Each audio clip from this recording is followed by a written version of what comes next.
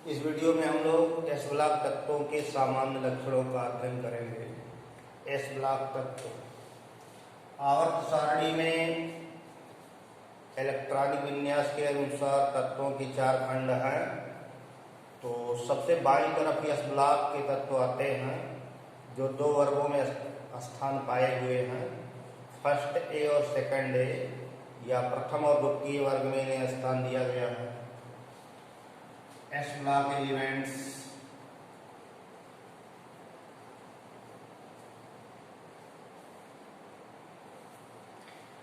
तो S block में पहले और दूसरे वर्ग के एलिमेंट आते हैं जिन्हें क्षार धातु और क्षारीय मृदा धातु कहते हैं।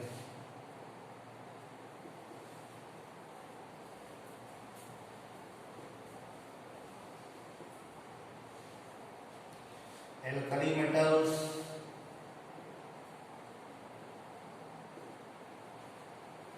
Alkaline earth metals.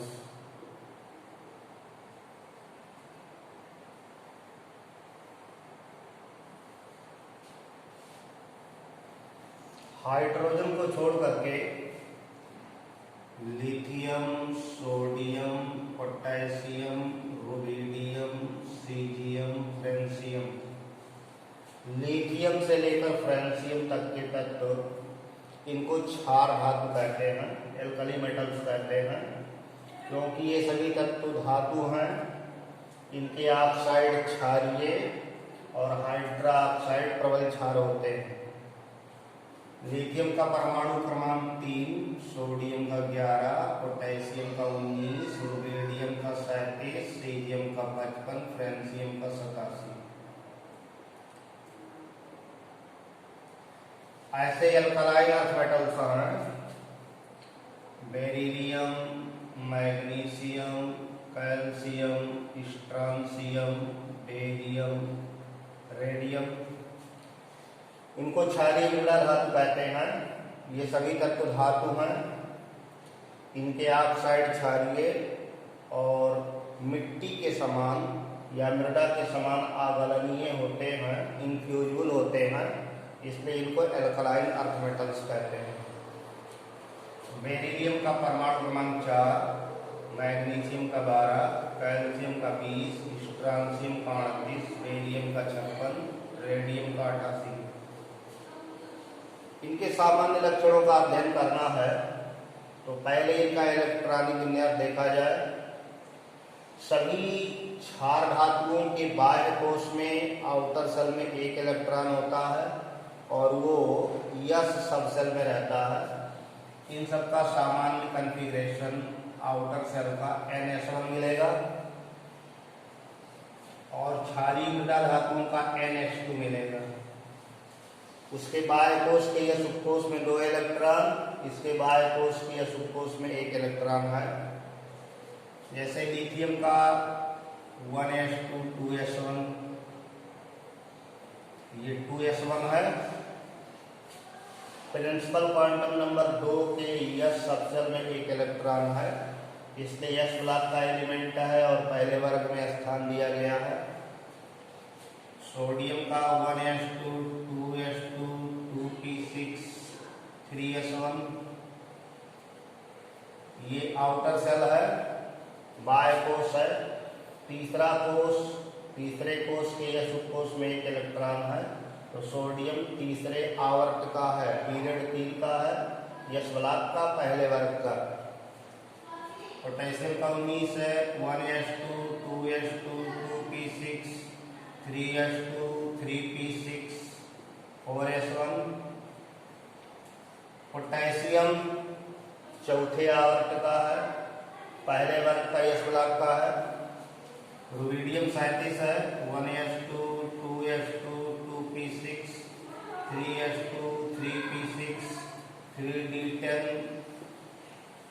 4s2 4p6 5s1। ऐसे सीजियम का 1s2 2s2 2p6 3s2 3p6 3d10 4s2 4p6 4d10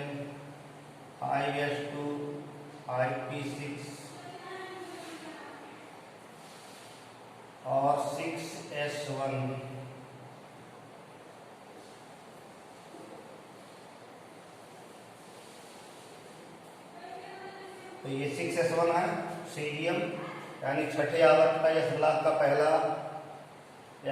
पहला वर्ग का है। और ऐसे फ्रांसियम का 1s2 2s2 2p6 3s2 3p6 3d10 4s2 4p6 4d10 4f भी आएगा इसमें 4f14 5s2 5p6 5d10 6s2 6p6 और 7s1। तो इलेक्ट्रॉनिक कॉन्फ़िगरेशन से स्पष्ट है कि सभी क्षार धातुओं के बाह्य कोश का विन्यास NS1 2s1 3s1 4s1 5s1 6s1 7s1 एक जैसा आउटर सेल का कॉन्फ़िगरेशन है, इसलिए सबको एक ही वर्ग में और आवर्त संख्या अलग अलग में स्थान दिया गया है। तो क्षार धातुओं को एकदम बाईं तरफ, एकदम आवर्त सारणी में बाईं तरफ स्थान मिला। इसके बाद क्षारीय मृदा धातुओं को स्थान मिला है क्योंकि इनसे एक इलेक्ट्रॉन वो ज्यादा हैं, NH2 कॉन्फ़िगरेशन है। जैसे 1s2 2s2, मैग्नीशियम का 1s2 2s2 2p6 3s2, calcium का 1s2 2s2 2p6 3s2 3p6 4s2। ऐसे 38 स्ट्रांसियम है 1s2 2s2 2p6 3s2 3p6 3d10 4s2 4p6 5s2 H2 configuration है। ऐसे बेरियम का 56 है 1s2 2s2 2p6 3s2 3p6 3d10 4s2 4p6 4d10 5s2 5p6 6s2।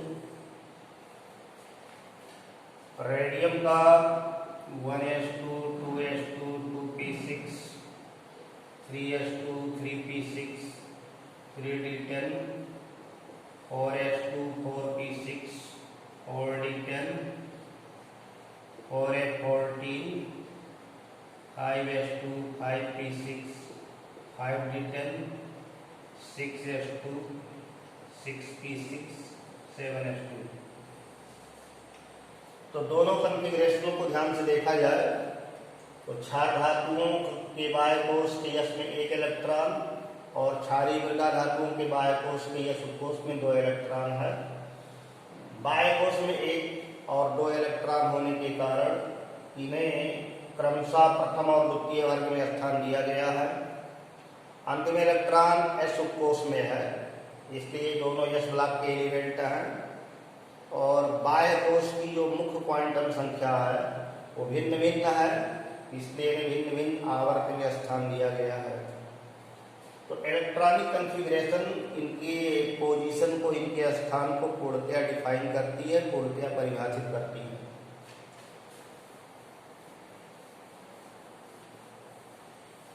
अब इनकी संयोजकताओं के बारे में देखेंगे, इनकी वैलेंसी। दूसरा इनका लक्षण है वैलेंसी एंड ऑक्सीडेशन स्टेट्स।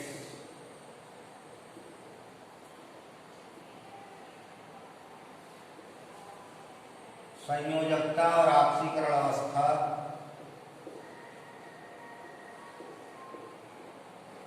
संयोजकता और ऑक्सीकरण अवस्था।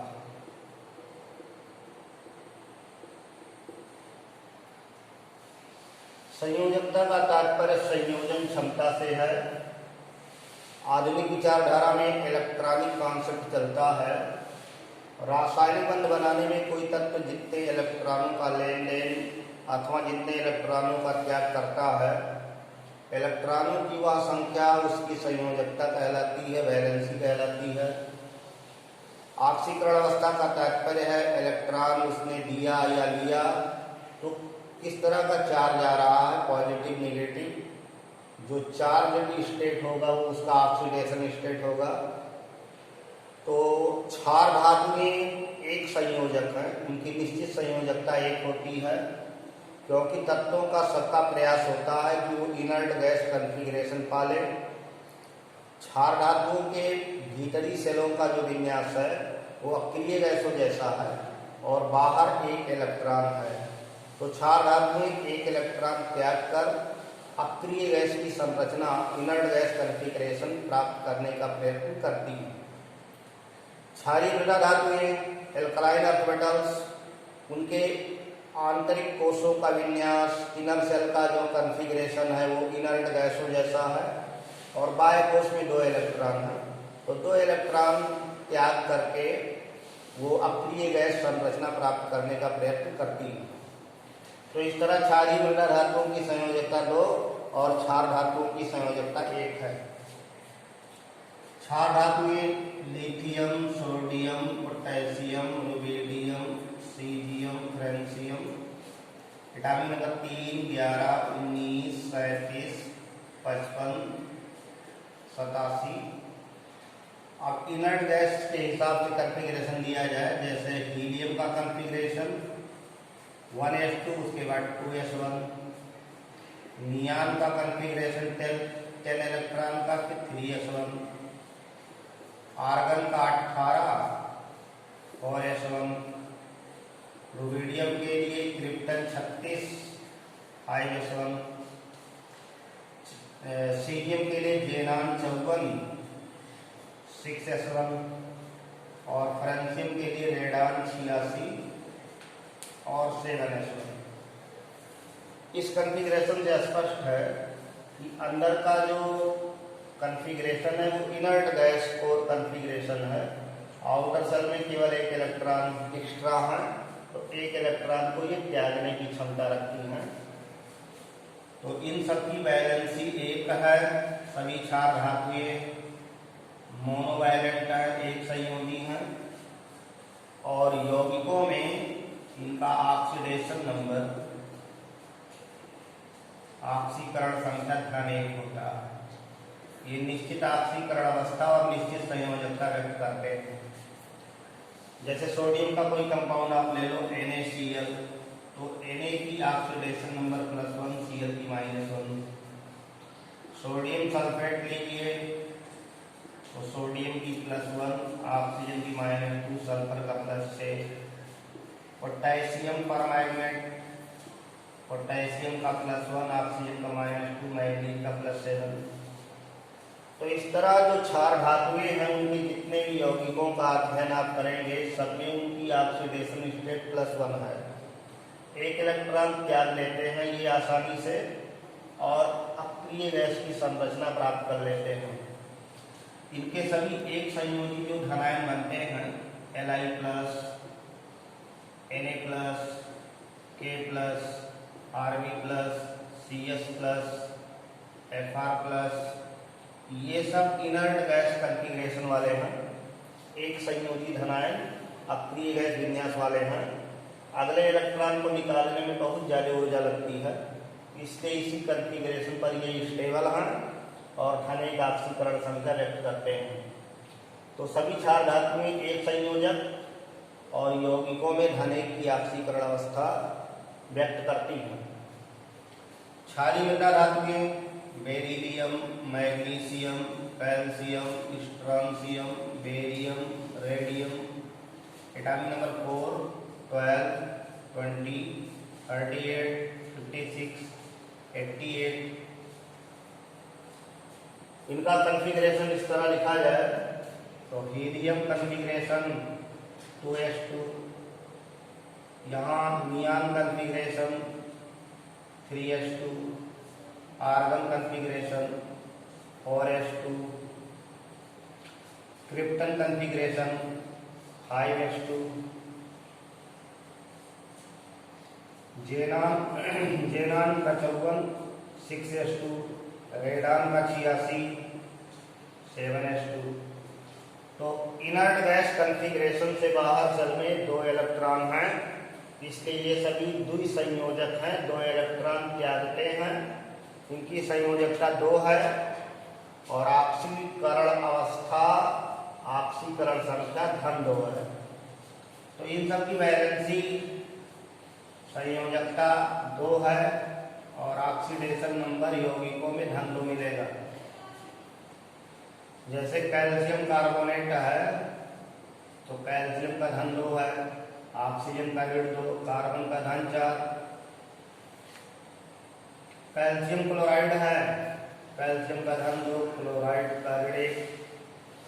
तो इस तरह ये निश्चित ऑक्सीकरण संख्या और निश्चित संयोजकता प्रदर्शित करते हैं।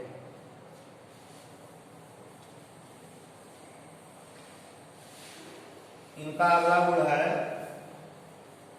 इलेक्ट्रोपॉजिटिव कैरेक्टर, धन विद्युतीय लक्षण। इलेक्ट्रोपॉजिटिव कैरेक्टर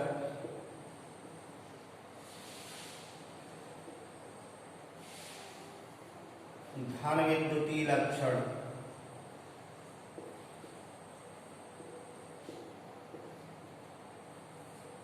धन विद्युतीय लक्षण का तात्पर्य है इलेक्ट्रॉन त्याग कर धनायन बनाने की क्षमता।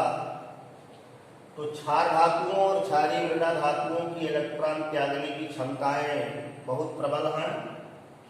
क्षार धातुएं प्रबल धन विद्युती और उनके तुलना में क्षारीय मृदा धातुएं कम प्रबल धन विद्युती कही जाती हैं। क्षार धातुओं की इलेक्ट्रॉन त्यागने की क्षमताएं प्रबल हैं, उनके जो स्टैंडर्ड रिडक्शन पोटेंशियल हैं वो अधिक नेगेटिव हैं। एल्कली मेटल्स का मानक अपचयन विभव अधिक ऋणात्मक है, यानी इलेक्ट्रॉन त्यागने की क्षमताएं सबसे ज्यादा प्रबल क्षार धातुओं की हैं, उसके बाद क्षारीय मृदा धातुओं की हैं। दोनों के मानक अपचयन विभव ऋणात्मक हैं और विद्युत रासायनिक श्रेणी या इलेक्ट्रोकेमिकल सीरीज में इनको निगेटिव पोटेंशियल के साथ ऊपर स्थान दिया जाता है, यानी ये इलेक्ट्रॉन प्रबलता से त्याग देती हैं। इसीलिए इनको वायु से, जल से बचा कर रखा जाता है। जैसे सोडियम को मिट्टी के तेल में रखते हैं, क्योंकि सोडियम वायु के संपर्क में आते ही अपना इलेक्ट्रॉन निकाल देगा और इलेक्ट्रॉन निकाल कर धनायन बनाएगा और ये धनायन ऑक्साइड के रूप में आ जाएगा, यानी ये ऑक्साइड में बदल जाएगा, ऑक्सीजन से रिएक्शन करके ऑक्साइड हो जाएगा। या जल में डाल दिया जाए तो तुरंत रिएक्शन होगी, प्रचंडता से रिएक्शन होगी, हाइड्रोजन गैस निकलेगा। तो ये बहुत अभिक्रियाशील हैं और अभिक्रियाशीलता का तात्पर्य है इलेक्ट्रॉन त्यागना। इनकी जो रिएक्टिविटी है वो इलेक्ट्रॉन त्यागने पर डिपेंड कर रही है। जितनी शीघ्रता से, जितने आसानी से इलेक्ट्रॉन त्याग देते हैं उतने ही ये धन विद्युती हैं, उतने ही ज्यादा क्रियाशील हैं। क्षार धातुएं सॉलिड से गैस में सुगमता से चली जाती है। यहाँ जो हीट लगती है वो सब्लिमेशन या कणीकरण ऊष्मा कहलाती है।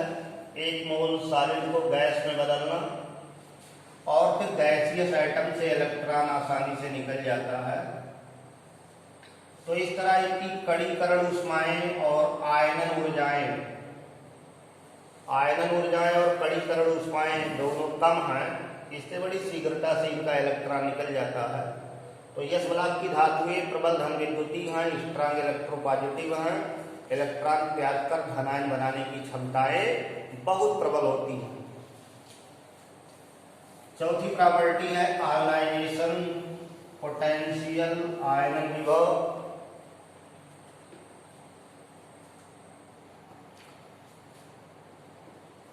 आयोनाइजेशन पोटेंशियल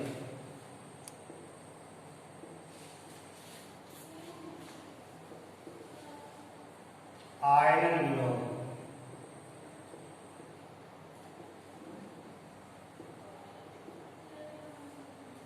आयनन विभव एक प्रकार की ऊर्जा है जो इलेक्ट्रॉन को निकालने में खर्च करनी पड़ती है।